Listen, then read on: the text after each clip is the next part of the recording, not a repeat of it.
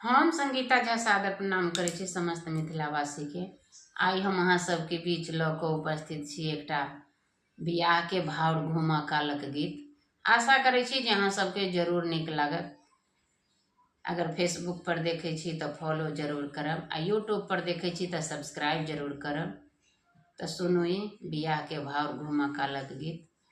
Comment में जरूर बतायब जे अहाँ सबके केहन लागल। तऽ सुनू। माई हे अंगना में दुल्हा घूमई छथि कोना। माई हे अंगना में दुल्हा घूमई छथि कोना।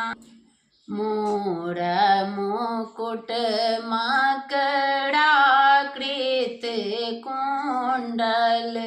मोर मुकुट मकड़ा कृत कुंडल।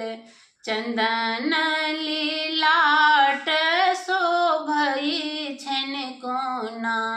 माई हे चंदन लीलाट शोभई छनि कोना। माई हे अंगना में दुल्हा घूमई छथि कोना। माई हे अंगना में दुल्हा घूमई छथि कोना। राम जी के शोभन डाँड़ों में धोती। राम जी के शोभन डाँड़ों में धोती।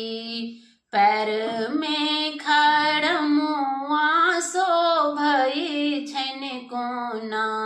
माई हे पैर में खड़मुआ शोभई छनि कोना।